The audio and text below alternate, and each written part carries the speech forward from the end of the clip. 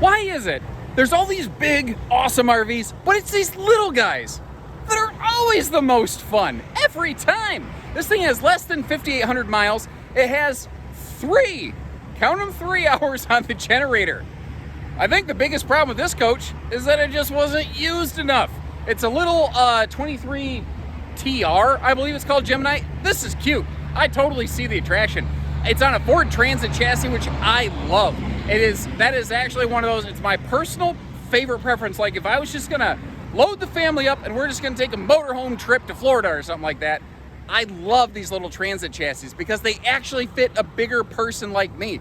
Like my legs aren't in the dashboard, and this model is awesome. So it's got a rear bed slide that for most of the time, a little coach like this, the bedroom is just wasted space during the day. But this one, it's basically got a Murphy bed back there that converts it into a second lounge. It's really cool.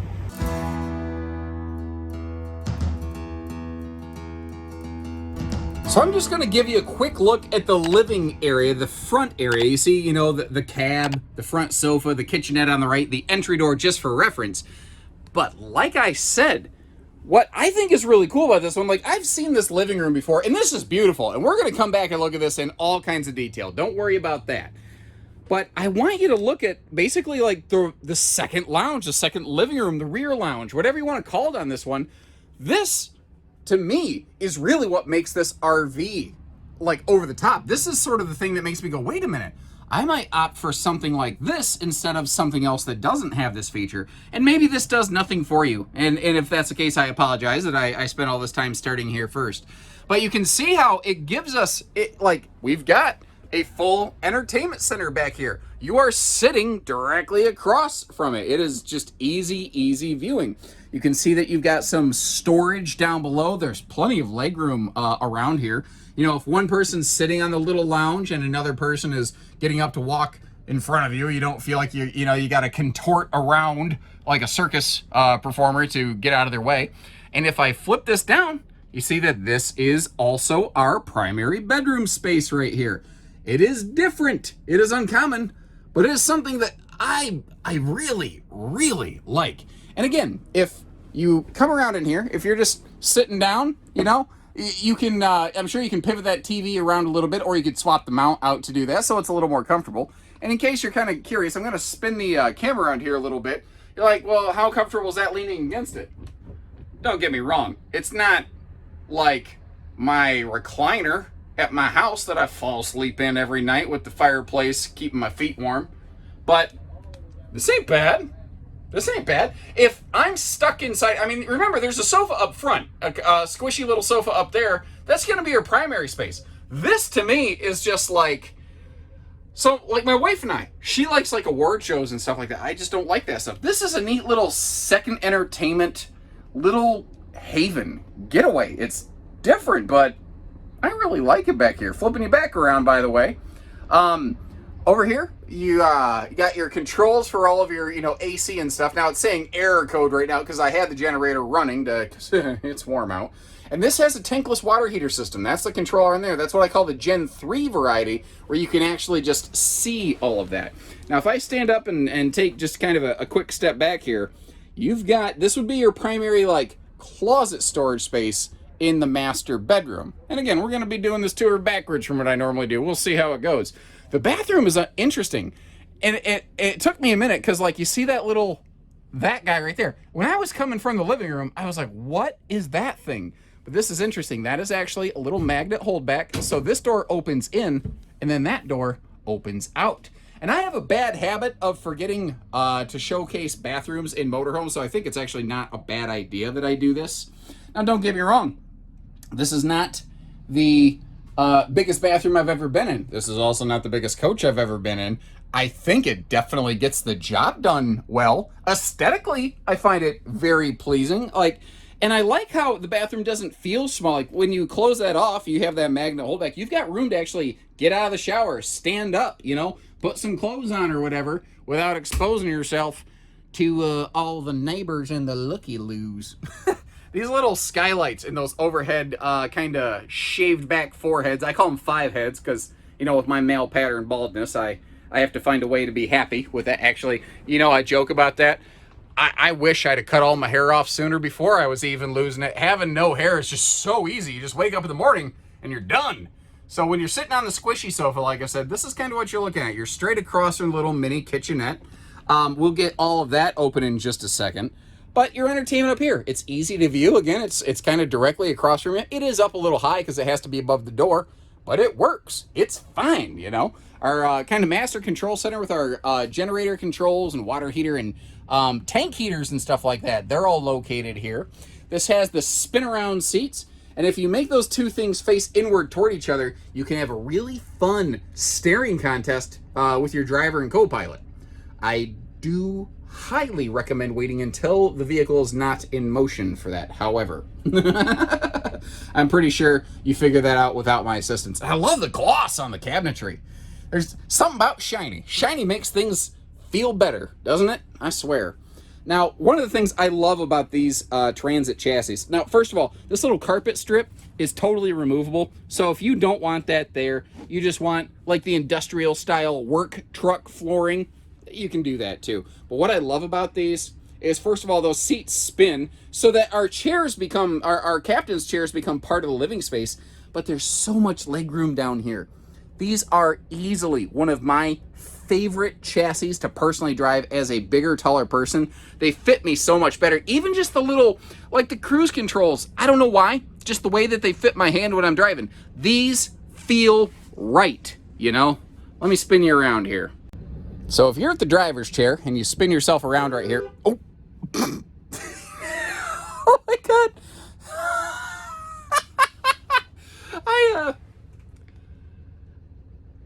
I blew the butt horn. I accidentally sat on the horn. And I got some dirty looks, I think, from somebody passing by because we're right up here by the end of the road. Now, to be fair, in my motorhome tours, I do like to hit the horn to see how it sounds. I don't usually like to hit it with my butt.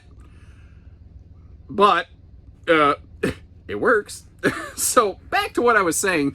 Looking at our kitchen area here, we've kind of seen it a little bit from the other direction around. Give you just kind of a nice little once over here. And then I want to open everything up. I love those like flip up, just kind of flip it and forget it doors.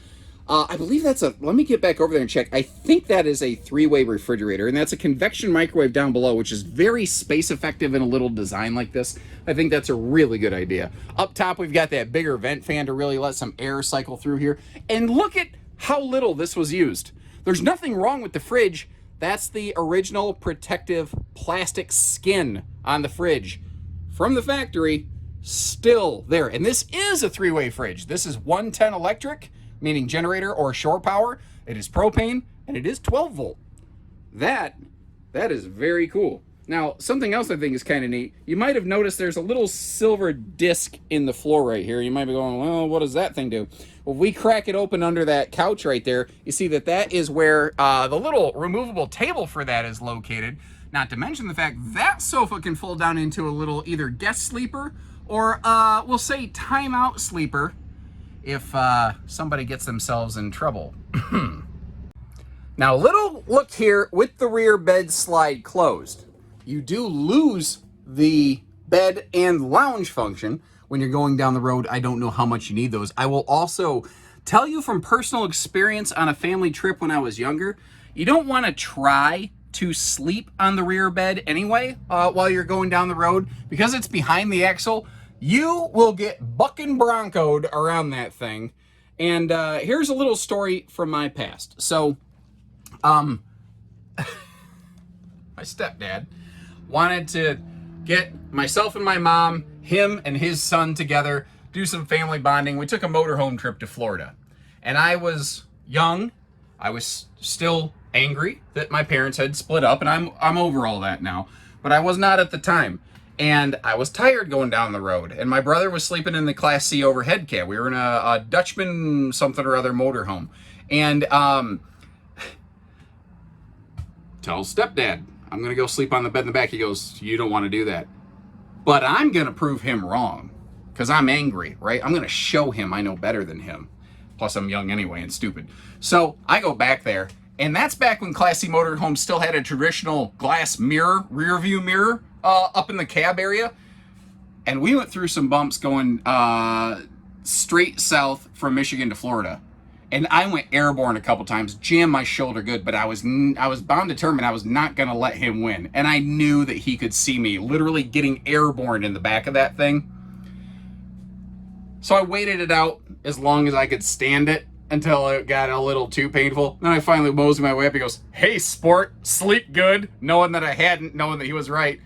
And I was like, "Yeah, I slept fine, like a baby, like I was sleeping on a cloud." Because basically that's all that was under me half the time. So excluding the bed slide, that's it. That's all you're driving. It is a short, easy going, easy driving little guy. Again, the cab area, it's easy to get into and out of, not just in the coach area, but even like to get in and out to, like, you know, get a drink or to fuel up or something like that. And there's something about this RV, it took me a minute to figure out exactly what it was.